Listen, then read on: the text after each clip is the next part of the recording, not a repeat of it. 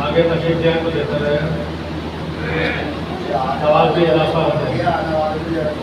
سوال میں اضافہ ہو جائے گا. سوال دے گا محمد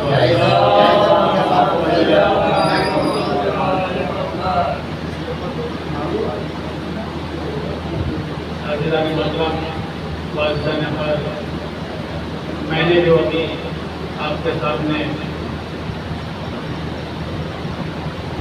آیت پیش کی ہے سورہ انبیاء کی 87ویں آیت ہے.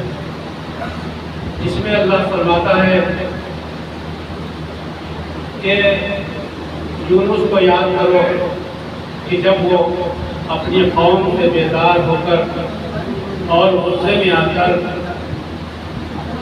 آبادی کو چھوڑ کے جانے لگے اور پھر یہ سمجھے کہ ہم رزق کی تنگی نہیں کریں گے، لیکن تاریکی میں جانے کے بعد پھر اللہ کو یاد کرتے ہیں کہ یا اللہ میں نے اپنے اوپر ظلم کیا اور تو بڑا رحیم و کریم ہے. تو عزیزان محترم نون جو ہے عربی میں مچھلی کو بولتے ہیں اور ذنون جناب یونس علیہ السلام کو بولتے ہیں. تو عزیزان محترم جب جناب یونس کے قوم ظلم و ستم کی انتہا کر دی اور اس کے بعد جناب یونس پر ظلم و ستم ہونے کے بعد پھر جناب یونس ناراض ہوئے اور غصے میں آ کر آبادی سے دور جانے لگے اور پوری قوم کو لاوارث چھوڑ دیا. تو اس وجہ سے اللہ کو یہ ناگوار گزرا اور اللہ کی یہ ناراضگی اس سے ظاہر ہوئی کہ جناب یونس کو کشتی کے ذریعے مچھلی کے شکم میں بھیج دیا. اب مچھلی کے شکم میں جانے کے بعد جناب یونس گھبرائے اور پھر انہیں یہ یاد آیا کہ حقیقت میں غلطی پر تھا اور کسی قوم کو اور کسی جس کی ذمہ داری یہ ہے اس کو بے سہارا نہیں چھوڑنا چاہیے، لاوارث نہیں چھوڑنا چاہیے۔ اس لیے جناب یونس نے یہ ترک اولا کیا، اور اس کی وجہ سے اللہ نے جناب یونس کو امتحان کے طور پر مچھلی کے شکم میں بھیج دیا۔ وہاں جب تاریکی یعنی اندھیرے میں جناب یونس نے آنکھیں کھولی تو اب اللہ کو یاد کیا اور اللہ سے دعا کی کہ یا اللہ میں اپنی غلطی پر نادم ہوں اور میں غلطی پر تھا، میں نے اپنے نفس پر ظلم کیا، میری توبہ کو قبول کر۔ اللہ نے جناب یونس کی توبہ کو قبول کیا اور جناب یونس کو مچھلی کے شکم سے رہائی مل گئی۔ اب عزیزان محترم، ترک اولا ایک گناہ ہوتا ہے اور ایک ترک اولا ہوتا ہے۔ معصوم کبھی گناہ نہیں کر سکتا، جو گناہ گار ہوگا وہ معصوم نہیں ہوگا، اور جو معصوم ہوگا وہ بے گناہ ہوگا۔ کبھی کبھی آپ نے دیکھا ہو کہ بچوں کو بھی معصوم کہہ کر پکارتے ہیں کہ معصوم بچہ ہے، کیونکہ وہ جب تک انہیں بلوغ یا سمجھداری تک نہیں پہنچتا وہ اپنے آپ میں ایک معصوم رہتا ہے، بے گناہ رہتا ہے۔ بچے کی ہر خطا کو نظر انداز کر دیا جاتا ہے کیونکہ اسے تمیز نہیں رہتی، لیکن معصوم نبی ہو یا امام وہ معصوم الگ ہیں، فرشتے ہیں، اور ائمہ معصوم علیہ السلام ہیں، تو ان سے کوئی کبھی گناہ سرزد نہیں ہوتا۔ اب انبیاء کرام سے تمام جتنے بھی انبیاء سے معاذ اللہ غلطی نہیں کریں گے، اسے ترک اولا کہیں گے۔ ترک یعنی چھوڑ دینا، اولا یعنی بلندی یعنی بہتر کو چھوڑ دینا اور کمتر کو کر دینا، یہ ترک اولا کا مفہوم ہے۔ تو یعنی اولا بلندی یعنی جو زیادہ بہتر ہے، اللہ اس کو چاہتا ہے انبیاء سے کرانے کے لیے، لیکن کہیں کہیں انبیاء یعنی نبی ترک اولا کر جاتے ہیں، یعنی بہتر کو چھوڑ دیتے ہیں اور کمتر کو کر دیتے ہیں۔ اب آپ مثال کے طور پر یہی سمجھ لیجیے کہ جیسے کسی انسان کی، کسی مزدور کی مزدوری صرف 500 روپے ہے، دیکھیں یہ عام آدمی کے لیے بھی ہے، یعنی کسی مزدور کی مزدوری 500 روپے ہے، اس نے کسی امام بارگاہ یا مدارس میں یا کہیں بھی اپنے ایک دن کی مزدوری 500 روپے ہدیہ کر دی، تو اس کا یہ بہت بڑا کام تھا، کیونکہ اس نے اپنی ساری جو بھی جمع پونجی تھی، جو بھی محنت کی کمائی تھی، وہ سب اللہ کی راہ میں خیرات کر دے دیے۔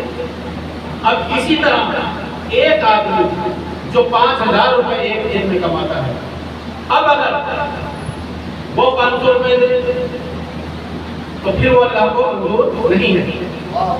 نیک یعنی نیت نیک ہے، کام نیک ہے، کام ثواب کا ہے، یعنی غلط نہیں ہے، اس میں گناہ نہیں ہے۔ 500 روپے دیے، اس کے برابر مزدور کے برابر کیا نیک کام تھا، لیکن اللہ کے نظر میں یہ اس کے کمزوری ہے، یہ اس کی نااہلی ہے، کیونکہ اسے اتنا اختیار دیا ہے کہ جتنی اس کی استطاعت ہے وہ اس حساب سے خیرات کرے، اور جتنی مزدور کی استطاعت تھی اس نے اپنی استطاعت کے برابر خدمت کی۔ تو اب اگر ترک اولا اسی کا نام ہے کہ یعنی مزدور نے بھی نیکی کی اور صاحب ثروت نے بھی نیکی کی، اس نے 500 روپے دیے اپنی استطاعت کے مطابق، یعنی اس نے اپنی ساری جمع پونجی دی، لیکن جو ثروت مند یعنی اتنی استطاعت رکھتا تھا کہ وہ 1000 روپے دے سکتا ہے، 2000 دے سکتا ہے، 3000 دے سکتا ہے، اگر اپنی پوری پونجی بھی نہیں دے جیسے کہ مزدور نے دی، اتنی بھی نہیں دے، لیکن کم سے کم اس سے زیادہ تو دے، تو اللہ اس کو قبول کرتا ہے، یعنی وہ خلوص پیدا ہوتا ہے۔ لیکن اگر جو مزدور دے رہا ہے وہی ثروت مند دے رہا ہے تو پھر وہ اس کے قابل قبول نہیں ہے۔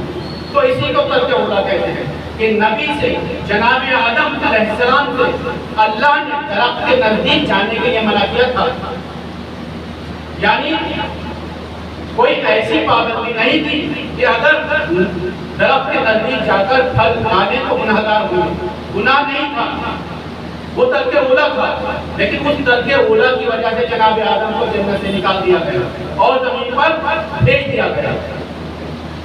اب وہاں پر ذمہ داری اللہ کی یہاں پر تھی کہ اللہ نے یہ حکم دیا کہ یہاں پر نہیں جانا ہے، لیکن وہ گئے اور ترک اولا کیا۔ اب زمین میں بھیجنے کے بعد جب اللہ فرشتوں سے یہ بیان کر رہا ہے، یہ فرما رہا ہے کہ میں ایسے کو خلیفہ بنانے جا رہا ہوں کہ جو زمین میں خلیفہ موجود ہوگا، تو اب یعنی اللہ نے جناب آدم کو دوسری ذمہ داری دی کہ خلافت کی ذمہ داری۔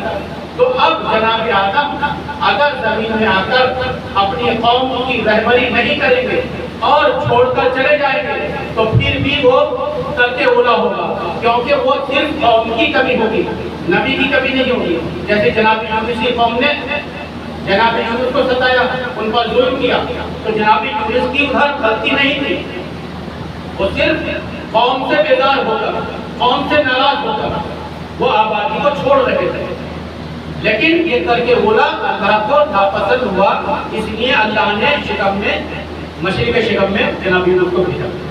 اسی طرح جناب سلیمان کا جیسے واقعہ بیان ہے، جناب سلیمان کو تمام دنیا میں ذرے ذرے پر حکومت مل چکی تھی۔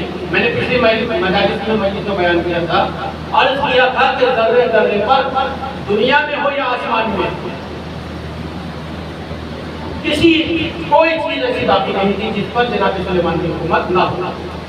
اب جناب سلیمان کی حکومت ہونے کے بعد اب جناب سلیمان کو یہ فخر ہے کہ میرے اختیار میں، میرے قبضے میں جن بھی ہیں، انسان بھی ہیں، سورج بھی ہے، چاند بھی ہیں، ستارے بھی ہیں، درخت بھی ہیں، پہاڑ بھی ہیں، اور تمام کے تمام سمندر کا پانی ہو یا ہوا ہو، ہر شے پر جناب سلیمان کی حکومت۔ تو اب جناب سلیمان کی حکومت ہونے کے بعد اب جناب سلیمان کو یہ خیال آیا کہ میں اللہ کی مخلوق کو خوش کروں۔ کیسے خوش کروں؟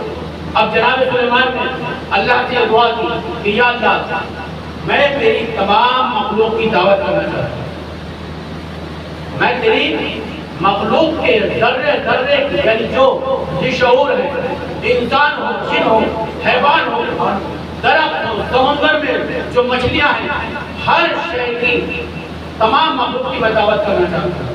تو اللہ نے کہا کہ اے سلیمان، تم نہیں کر پاؤ گے، ہار جاؤ گے، کیونکہ میری قدرت کا نظارہ ابھی شاید تمہیں نہیں ہوا۔ لیکن جناب سلیمان نے یہ خواہش کی کہ نہیں، میں پھر بھی تیری مخلوق کی دعوت کرنا چاہتا ہوں۔ کیا جناب محترم دیکھیں، میں ایک دو لفظ یہاں پر عرض کرتا چلوں، یہ انبیاء علیہ السلام ہوں یا امام علیہ السلام ہوں، یہ صرف امتحانات کے درجوں میں تھے، اور یہ دنیا کو تا قیامت تک کے لیے درس دینے کے لیے کر رہا ہے۔ اس میں یہ نہیں تھا کہ جناب سلیمان ہو یا کوئی اور نبی ہو، سب کو معصوم پیدا کیا تھا، سب کو اختیار تھا کہ جو چاہے کر۔ جناب سلیمان نے اللہ سے خواہش کی، اللہ نے منظور کیا کہ کوئی بات نہیں، آپ دعوت کیجیے۔ جناب سلیمان کے قبضے میں جن بھی تھے، انسان بھی تھے، تمام جنوں کو، تمام انسانوں کو حکم دے دیا کہ جتنا بھی کھانا جمع کر سکو جمع کرو، کوئی ایسی شے باقی نہ رہے کہ جو بھوکی رہے۔ کھانا جمع ہوتا رہے، انبار لگتے رہے، اور اتنا وسیع میدان اختیار کیا گیا کہ جہاں پر زیادہ سے زیادہ مخلوق جمع ہو سکے۔ تو وہ جیسا کہ چٹیل میدان ہوتا ہے، صحرا ہوتا ہے، وہاں نہ جنگلات، نہ کوئی انسان، نہ کوئی آبادی ہوتی ہے، وہاں پر سمندر بھی ہوتے ہیں، تو بہت بڑے میدان میں انتظامات کیے گئے۔ اس کے بعد کھانا تیار کیا گیا، کھانے کے انبار لگائے گئے۔ جب کھانا تیار ہو رہا تھا اور کھانے کے انبار لگائے جا رہے تھے، ایک سمندر نزدیک تھا، سمندر سے ایک مچھلی نے اوپر اپنے آپ کو منہ نکالا اور فرمایا، اے یونس، میں اس وقت بھوکی ہوں، مجھے کچھ کھانا چاہیے۔ جناب یونس نے فرمایا کہ ابھی رک جاؤ، ابھی ٹھہرو، کھانا تیار ہو رہا ہے، ابھی سب لوگ सब लोग इकट्ठा हो रहे हैं, अभी थोड़ा बहुत सब्र करो, तुम्हें भी खाना मिलेगा, सबको खाना मिलेगा। थोड़ी देर थोड़े वक्त के बाद फिर मछली ऊपर आती है और कहती है कि जनाब यूनुस, मुझे बहुत भूख लगी है, आप मुझे खाना दे दीजिए। बस ये दुनिया का 2 बार 3 बार जब जनाब यूनुस ने सुना तो फिर जनाब यूनुस ने जिन्नों को हुक्म दिया कि इस मछली को थोड़ा खाना दे दिया जाए, इस मछली को थोड़ा खाना दे दिया जाए। अब खाना दिया गया, मछली ने वो खाना खा लिया। खाना खाने के बाद फिर ऊपर आती है, फिर कहती है क्या यूनुस, मेरा भी पेट नहीं भरा, मुझे और खाना चाहिए। जिन्होंने और खाना दे दिया, इसी तरह देते रहे, जिन खाना देते रहे, इंसान खाना देते रहे, मछली खाती रही। हद ये है कि तमाम खाने का 1/10 यानी 1/3 हिस्सा वो मछली खा चुकी। अब जब वो मछली खा चुकी और फिर भी कहती है कि मैं अभी भूखी हूँ, मेरा भी पेट नहीं भरा, मैं शिकम शेर नहीं हुई। तो अब यूनुस को ख्याल आया कि जब एक मछली इतना खाना खा सकती है तो अल्लाह की इतनी मखलूक कितना खाना खाएगी। तो फौरन सजदे में झुक गए, सजदा का शुक्र का सजदा किया, अल्लाह से निदा की, अल्लाह से दुआ की कि अल्लाह मुझे माफ कर दे, मैंने तेरे कुदरत का नजारा हकीकत नहीं किया था। जब एक मछली इतना खाना खा सकती है तो मैं और मखलूक को कहां से खाना खिलाऊंगा। ये तू ही है, तू ही राज़िक़ है, तेरी ही कुदरत है कि इतनी बड़ी दुनिया को खाना भी खिला रहा है और तमाम मखलूक को खाना खिलाता है। हम में वो ताकत नहीं है कि हम किसी एक फर्द को भी खाना खिला सकें। सलावत भेजिए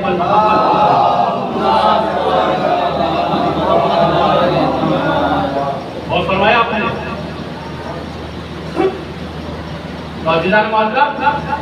ये तर्क ओला है। तो जनाब आदम ने भी तर्क ओला किया, जनाब इब्राहिम ने भी तर्क ओला किया क्योंकि उन्हें भी आग में डाला गया। जनाब यूनुस ने भी तर्क ओला किया, जनाब याकूब ने भी तर्क ओला किया, उनकी औलाद खोई गई यानी उनसे जुदा हो गई। तो ना जाने कितने अंबिया ने तर्क ओला किया और तर्क ओला करने के बाद अल्लाह से तौबा की और अल्लाह से दुआ भी की, ऐ परवरदिगार हमें बख्श दे, हमें माफ कर दे, हमने ये गलती की आइंदा नहीं करेंगे। लेकिन अज़ीज़ान मोहतरम, जब जनाब आदम और जनाब हव्वा जुदा हो गए और मिल नहीं पा रहे थे तो जनाब आदम का भी रो रो के बुरा हाल था और जनाब हव्वा का भी रो रो के बुरा हाल था। क्योंकि जुदाई जो है बड़ी गिरा गुजरती है, चाहे वो औलाद की हो, चाहे वो शौहर बीवी की हो, चाहे वो माँ बाप की हो, किसी की भी जुदाई जो है गिरा गुजरती है। तो जनाब आदम भी रो रहे हैं, जनाब हव्वा भी रो रही हैं। अब जब ज्यादा रोए तो अल्लाह को तरस आ गया। अल्लाह ने जिब्राइल से कहा, ऐ जिब्राइल जाओ और जनाब आदम को याद दिलाओ कि जो हमने तुम्हें सिखाया था शायद वो नाम भूल गए कि जिसके वसीले से मैं दुआ कबूल करता हूँ, जिनके वसीले से मैं दुआ कबूल करता हूँ। तो जनाब जिब्राइल जनाब आदम के पास जाते हैं और फरमाते हैं कि ऐ आदम क्यों रो रहे हो, उन नामों को याद कर लो कि जिनके जरिए अल्लाह दुआ कबूल करता है। तो अब जनाब आदम को याद आया और अल्लाह के हुजूर में हाथ बुलंद किए और फरमाया कि बेहद असलोका बे मोहम्मद बे अली बे फातिमा बिन हसन बे हुसैन, ऐ अल्लाह मुझे बख्श दे मोहम्मद के जरिए, मोहम्मद के तुफैल में, अली के तुफैल में, फातिमा के तुफैल में, हसन के तुफैल में, हुसैन के तुफैल में। सलावत भेजिए मोहम्मद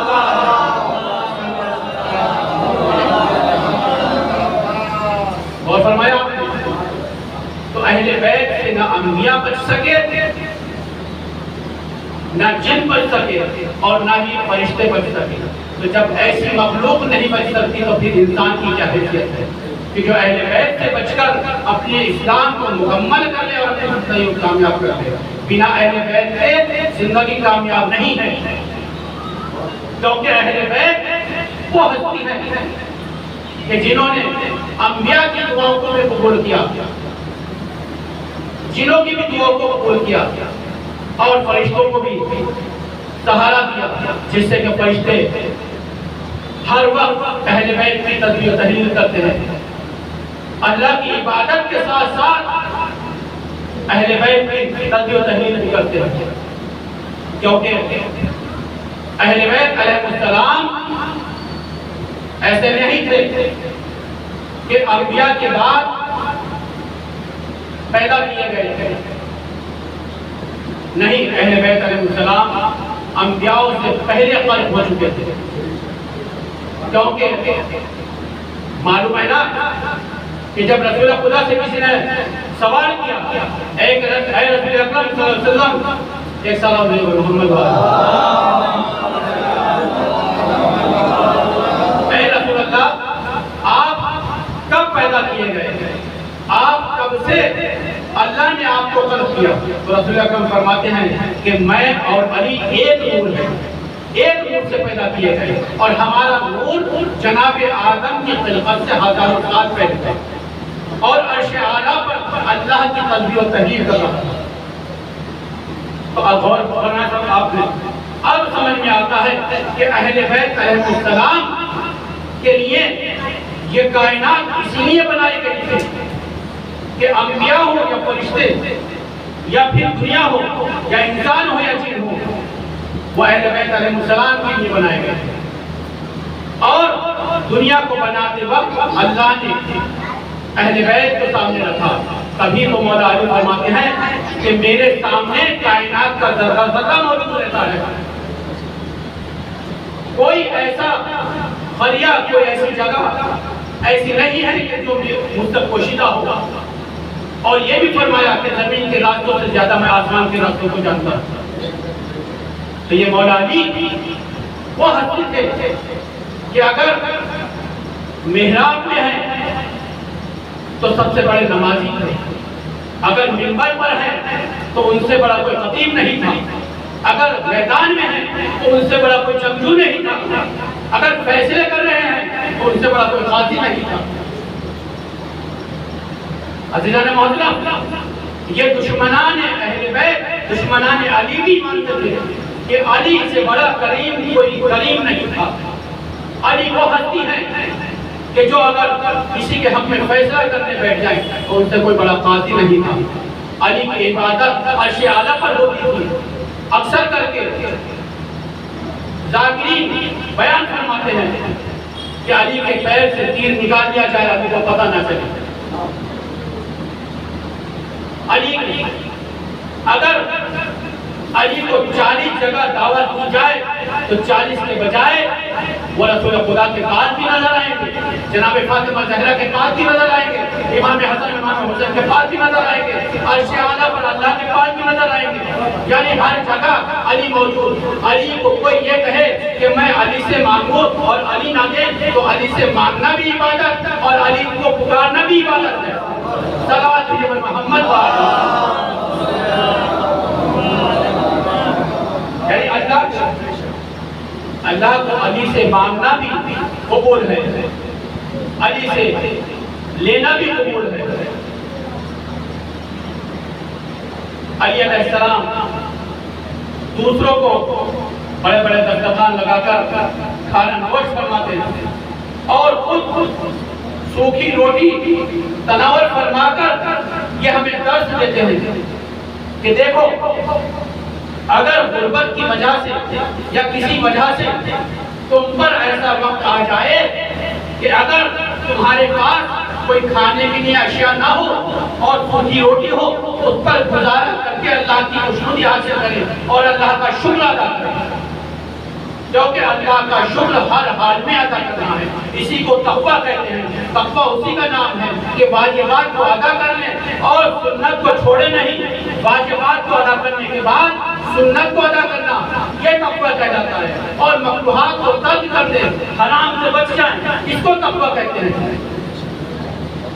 صرف واجب کر لینا یا حرام سے بچ جانا تقویٰ نہیں کہلائے گا۔ تقویٰ کہلائے گا سنت ادا کرنا، مکروہات سے بچ جانا، یہ تقویٰ کی منزل ہے۔ جس نے مکروہات سے اپنے آپ کو اجتناب کر لیا، یعنی چھوٹے چھوٹے گناہوں سے بچا لیا، جس میں مکروہ اگر کرتا ہے انسان تو اس میں گناہ نہیں ہوتا لیکن ثواب بھی نہیں ملتا۔ اگر کرنے کے بعد، لیکن اگر چھوڑے گا تو ثواب ملے گا، گناہ نہیں۔ یعنی اگر مکروہ چھوڑتا ہے تو ثواب ملتا ہے اور کرتا ہے تو گناہ نہیں ہوتا۔ اسی طرح اگر سنت ادا کرتا ہے تو ثواب ملتا ہے اور نہیں کرتا تو گناہ نہیں ملتا۔ لیکن تقویٰ کی منزل یہی ہے کہ انسان کو واجبات کے ساتھ ساتھ اپنے آپ کو سنت بھی ادا کرنا چاہیے، مستحب کو بھی ادا کرنا چاہیے، اور حرام کو چھوڑنے کے ساتھ ساتھ مکروہات سے بھی بچنا چاہیے، کیونکہ مکروہات سے اگر انسان نہیں بچے گا اور مکروہات کرتا چلا جائے گا تو اس منزل تک پہنچ جائے گا کہ حرام کر لے گا۔ عزیزان محترم، یہ ہے اہل بیت کی ترغیب جو ہمیں ہر لمحہ قدم بقدم ہمارے سامنے ہے اور ہمیں درس ملتا رہتا ہے۔ محمد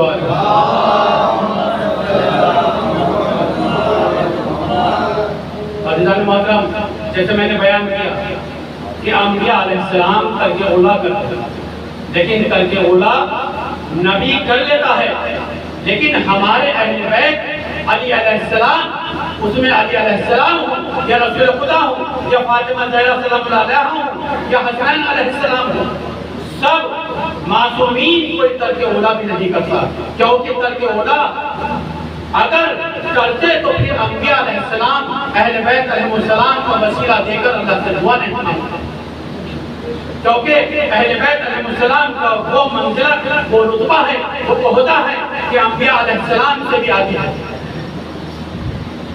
صرف رسول خدا صلی اللہ علیہ وسلم کی وجہ سے تمام انبیاء سے تمام اہل بیت علیہ السلام کا درجہ بلند تھا۔ اسی وجہ سے جناب زینب سلام اللہ علیہ اپنے بابا سے فرمایا کرتی تھی کہ ایک دن گفتگو ہو رہی تھی، جناب زینب فرماتی ہیں اے بابا میرے کچھ سوالات ہیں، معذرت کے ساتھ آپ جواب دیں۔ تو مولا علی فرماتے ہیں بیٹی بتاؤ کون سے سوالات ہیں؟ تو جناب زینب فرماتی ہیں کہ اے بابا کیا آپ مجھ سے محبت کرتے ہیں؟ تو مولا علی فرماتے ہیں بے شک میں تم سے بہت محبت کرتا ہوں۔ پھر فرماتی ہے کہ آپ میری مادر گرامی اور میرے بھائی حسین علیہ السلام سے محبت کرتے ہیں؟ تو مولا علی فرماتے ہیں بے شک میں محبت کرتا ہوں۔ پھر فرماتی ہیں کیا رسول اکرم میرے نانا سے محبت کرتے ہیں؟ تو مولا علی فرماتے ہیں بے شک کرتا ہوں۔ تو پھر فرماتی ہیں کہ کیا اللہ سے آپ محبت کرتے ہیں؟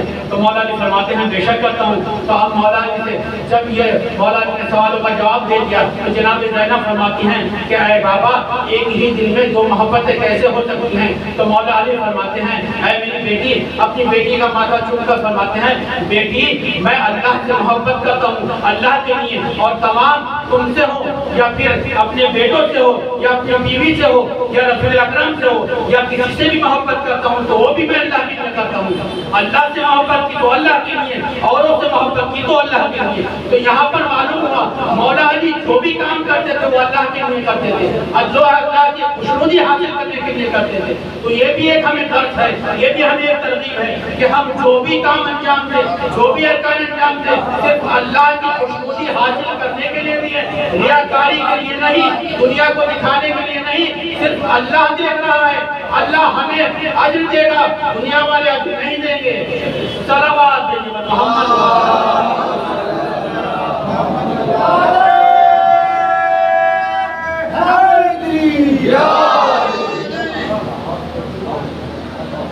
اور فرمایا آپ نے عزیزان محترم ہمیں ہر ارکان، ہر عبادت کا ہو یا پھر کسی خدمت کا ہو، خیرات کا ہو یا پھر کسی سے محبت کا ہو، وہ صرف اللہ کی خوشنودی حاصل کرنے کے لیے ہونی چاہیے۔ محبت ایسی نہیں کہ ہم شہوت کی نظر سے محبت کریں، نہیں، اللہ کی خوشنودی حاصل ہونی چاہیے، اس میں گناہگار نہیں ہونا چاہیے، کیونکہ محبت ایک ایسی بات عبادت ہے کہ اس کی منزلت بہت اونچی ہے، کیونکہ محبت اسے کہتے ہیں کہ جو دو دل ایک دل ہو جاتے ہیں۔ اس لیے وہاں پر اللہ جب اللہ کی خوشنودی حاصل کرنے کے لیے محبت کریں گے تو پھر ہمیں اہل بیت سے بھی محبت ہوگی، ہمیں انسانیت سے بھی محبت ہوگی، ہمیں ہر انسان سے محبت ہوگی، ہمیں اپنوں سے بھی محبت ہوگی۔ لیکن آج کا زمانہ وہ ہے کہ اپنوں سے محبت ہے نہیں، دوسروں سے محبت دکھاتے پھرتے ہیں۔ یہ بھی ریاکاری ہے نا کہ گھر میں بھائی بھائی سے نہیں بول رہا اور باہر ایسے محبت دکھاتا ہے کہ جیسے سب سے زیادہ انسان ہے کسی کے دل میں۔ گھر میں ماں باپ کی عزت نہیں کر رہا اور باہر بزرگوں کے ہاتھ پکڑ کے ایسے روڈ کراس کرائے گا جو ان کی خدمت انجام دے گا کہ جیسے سب سے بڑا پاسدار یہی ہے۔ اللہ نے سب سے پہلے اپنے ماں باپ کی خدمت کرنے کا حکم دیا ہے، اللہ نے سب سے پہلے اپنے بھائی بہنوں سے محبت کرنے کا حکم دیا ہے، اس کے بعد اپنے پڑوسیوں سے محبت کرنے کا حکم دیا ہے، اس کے بعد اطراف سے، اس کے بعد باہر والوں سے ہے۔ لیکن آج کا زمانہ باہر والوں سے پہلے محبت کرتا ہے اور گھر والوں سے بعد میں محبت کرتا ہے۔ عزیزان محترم، یہ محبت اہل بیت علیہ السلام کے آپس میں جو محبت تھی تو یہی تو کربلا کا میدان تھا اور یہ اوزاری تھی، وہی تو محبت تھی۔ کیونکہ جب جناب زینب نے اپنے بابا سے یہ سوال کیے تو کیوں کیے؟ اسی لیے کہ محبت کا مقام دکھانے کے لیے۔ لیکن جب جناب زینب کا نام آ جاتا ہے تو دل تڑپ اٹھتا ہے اور آنکھوں سے اشک جاتی ہے۔ عزیزان محترم، وہ زینب تین خواتین ایسی مصیبت زدہ اور دوہیا تھی کہ جن کا نام لے کر آنکھوں سے اشک جاری ہو جاتا ہے۔ جناب فاطمہ زہرا، جناب زینب اور بچی 4 سال کی بچی جناب سکینہ۔ عزیزان محترم، عزادارو، یہ ایام ان مصیبت زدوں کے ہیں، ان اسیروں کے ہیں، ان یتیموں کے ہیں، ان قیدیوں کے ہیں کہ جن کی رہائی بمشکل تمام ہوئی۔ کیسا زندان کہ جس کی در و دیوار پوشیدہ، روشنی ہوا کا کوئی آنا جانے کا انتظام نہیں۔ آپ سنتے چلے آئے ہیں نا کہ جناب سکینہ اکثر کر کے یہی بیان فرماتی تھی اپنی پھوپھی اماں سے اور اپنی مادر گرامی سے، اے مادر گرامی، مجھے اس اندھیرے سے ڈر لگتا ہے۔ عزیزان محترم، ذرا تصور کیجئے کہ آپ کے چھوٹے چھوٹے بچے ہیں، اگر ایک بہت ہی تنگ مکان ہے اور وہاں خوف کا ماحول ہے اور وہاں اگر روشنی چلی جائے تو آپ کے بچے کیسے سہم جاتے ہیں اور ہم انہیں اپنے گود میں کیسے دبوچ لیتے ہیں اور انہیں سہارا دیتے ہیں اور یہ چاہتے ہیں کہ ان کا دل ہلکا ہو جائے اور اس اندھیرے سے نہ ڈرے۔ لیکن عزیزان محترم، وہ زندان شام اور سکینہ کو کبھی وہ اندھیرا ختم نہیں ہوا۔